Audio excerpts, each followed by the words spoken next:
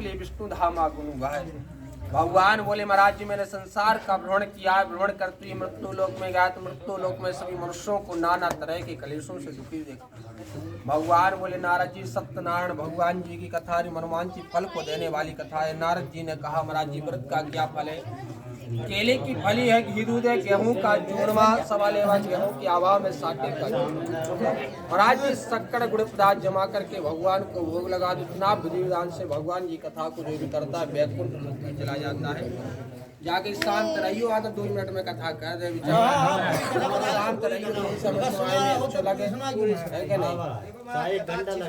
शांत रहियो सो अच्छी सुना भी, आधा तो मैं कथा हो गया शांति रहियो, शांत बस रहियो तो अच्छी सुना दे रहा है, बढ़िया अच्छी सुना। और आगे की कथा कहता हूँ ऋषियों सुन लो। सुंदर काशीपुरी नगरी में एक निर्धन गरीब ब्राह्मण था। ब्राह्मण भूख और प्यास से बेचैन होकर के रोजाना पृथ्वी पर भटकता था। ब्राह्मणों से प्रेम करने वाले भगवान ने बूढ़े का साधु का वेश बनाया। ब्राह्मण के रास्ते में खड़े हुए बोले अहो ब्राह्मण किस कारण से पृथ्वी पर भटकते हो?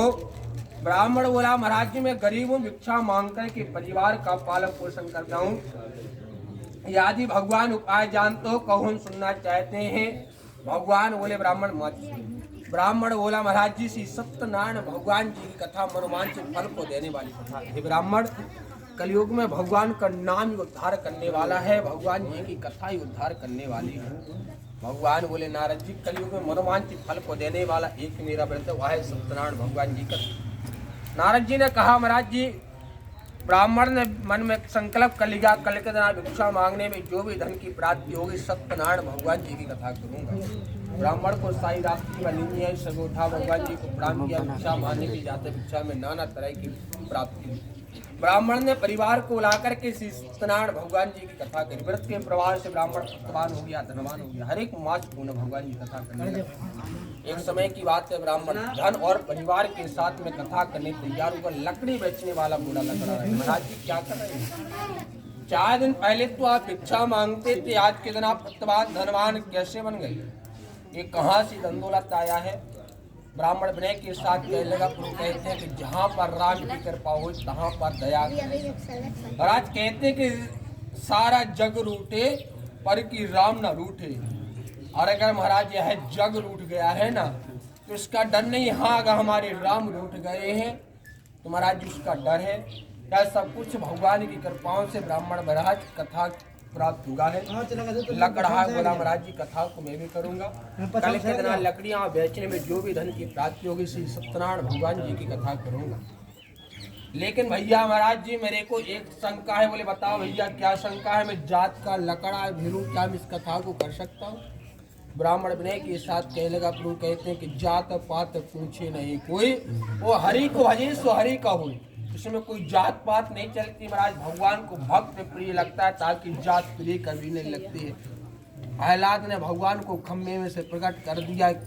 भगवान ने सबरी के घर जाकर के बेर खाए। भगवान को जात प्रिय कभी नहीं लगती है, भगवान को भक्त प्रिय लगता है। लकड़ा बोला महाराज जी मैं निश्चित कथा को करूंगा। कल के दिन लकड़ियां बेचें जो धन की प्राप्ति होगी सत्यनारायण भगवान जी की कथा करूंगा। अरे महाराज जी लकड़ा दूसरे लकड़ी बेचने के लिए जाता है। भगवान ने लकड़ाई के ऊपर कृपा करके चंदन की लकड़ी बना दी। चंदन की लकड़ी पहले से चौगनी सहित है, लेकिन लकड़ाई ने परिवार को ला करके बांधूक बुला करके सत्यनारायण भगवान जी को वर्ग के प्रभाव से लकड़ाई भी पतवान हो गया, धनवान हो गया। एक समय की बात अंतकाल में समाप्ता। तीसरे अध्याय की कथा कहते हैं पूर्व काल समय में कुलका मुख नाम का बुद्धिमान राजा बड़ा ही सत्यव्रता जितेंद्रियता उसको देव स्थान पाया जाता है। गरीबों को दान देता है, कष्टों को दूर करता है। पत्नी भी कमल के समान राजा रानी ने सुल्तान प्राप्ति के लिए सत्यनारायण भगवान जी का पूजन किया। साधु नाम का वैश्य कंजूस नहीं आया और अपनी नौका को किनारे पर ठहरा राजा के पास चला गया। हे राजन भक्ति और चिंता से कर्म से आप देखा कर महाशक्तिशाली सत्यनारायण भगवान जी को पति आदि प्राप्ति के लिए कथा कर रहा हूँ। साधु ने कह दिया राजन सत्य कैसे? मेरी भी संतान नहीं, हाँ अनुसार संतान की प्राप्ति की कथा को मैं भी करूँगा। भगवान की कृपा हुई, साधु की पत्नी गर्भवती हो।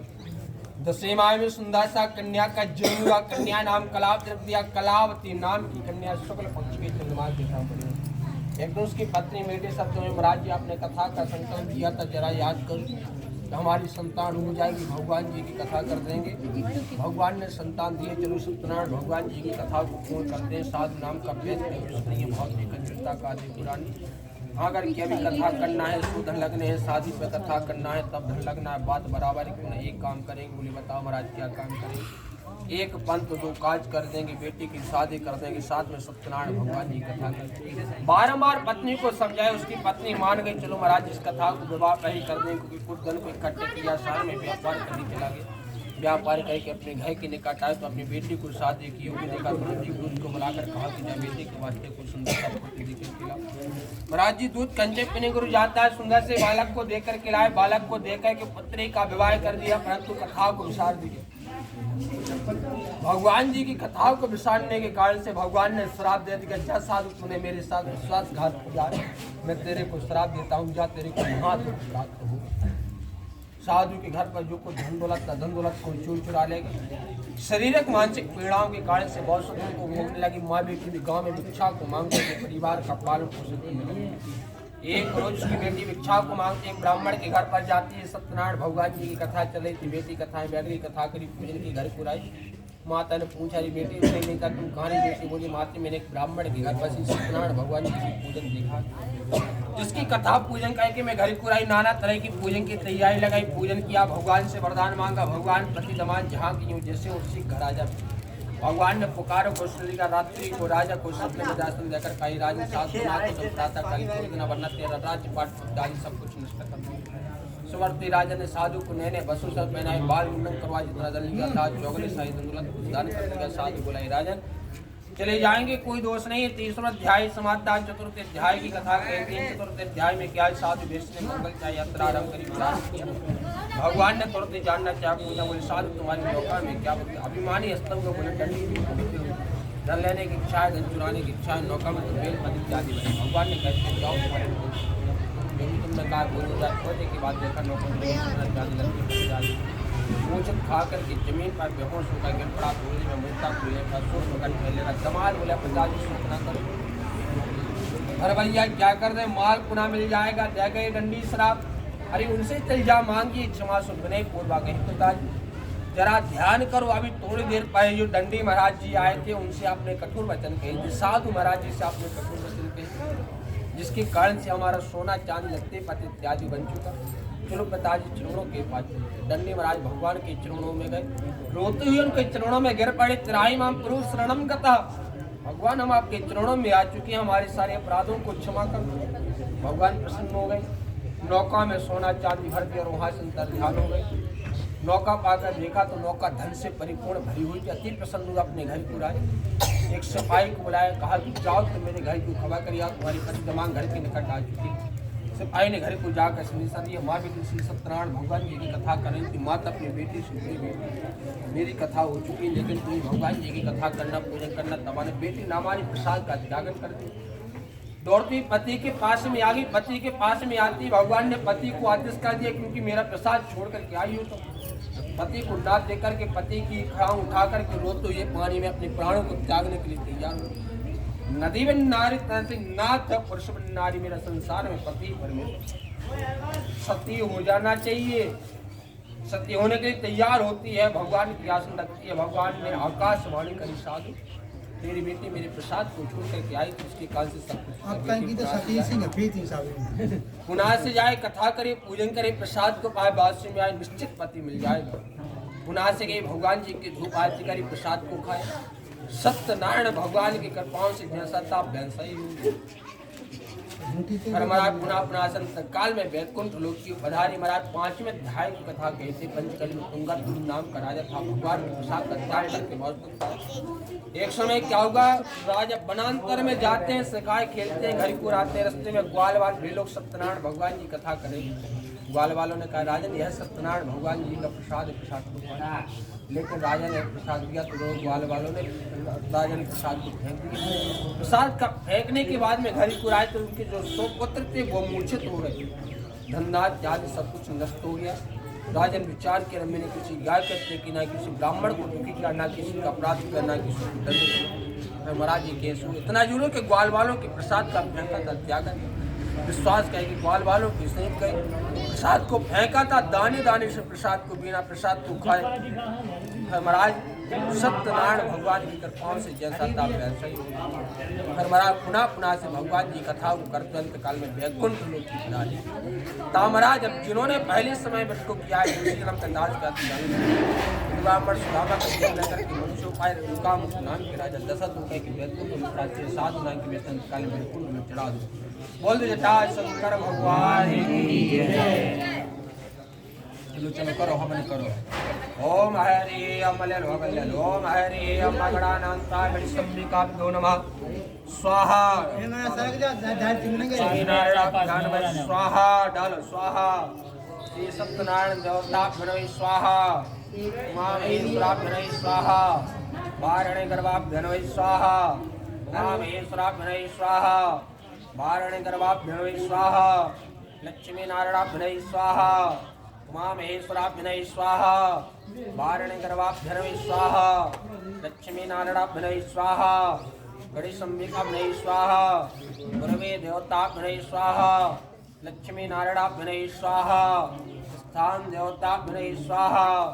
उमा महेश्वराभ्यनय स्वाहा। उमा महेश्वराभ्यनय स्वाहा। श्री गणेशंबिकाभ्यनय स्वाहा। सत्यनारायण देवताभ्यनय स्वाहा। लक्ष्मी नारायणाभ्यनय स्वाहा। गुरवे देवताभ्यो नमः स्वाहा। श्री पुरंदराभ्यो नमः स्वाहा। मात चरण को एक तौलिया लेता तौलिया डाल दो डाल दो। खड़े हो जाओ तुम तो बूढ़ी आदमी का क्या राम नमः स्वाहा। गुरवे देवताभ्यो नमः स्वाहा। इष्ट देवताभ्यो नमः स्वाहा। लक्ष्मी नारायणाभ्यो स्वाहा। ओम नमः शिवाय नमः स्वाहा। अपने कुल देवताओं के नाम से 5 आहुति डालो। बड़ा कार्यक्रम कहा तुम सबको भाग लगो रहा।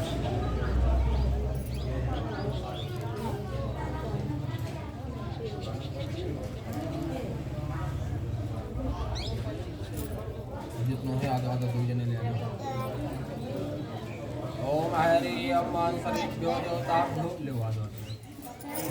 ओम हरि अम्मान सर्वेभ्यो देवताभ्यो ब्राह्मणेभ्यो तीर्थ महात्म पूरा ले लो। पूर्ण आहुति जले ने पूरा एक जने डाल लो। पहला जने याद ले लो। एक जने याद लो। थाली को पूरा डाल लो।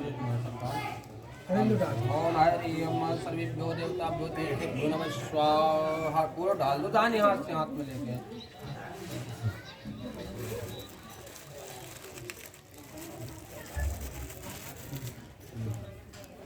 लो डालो वेदी में। ओम गणेश संबिका भाई स्वाहा।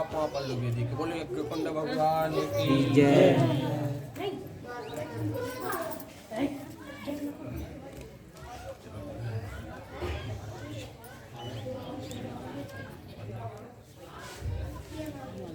अब घूरा होने में लगा ना हो जाओ खड़े हो जाओ। 2 जने खड़े हो जाओ। ओम हरि ओम कर को लगा 2 जने हाथ में करो। ओम कर्पूरगौरम करुणावतारम संसार सारम भुजगेन्द्रहारम भवम भवानी सहितम नमामि। बोल दो जटा शंकर भगवान की जय।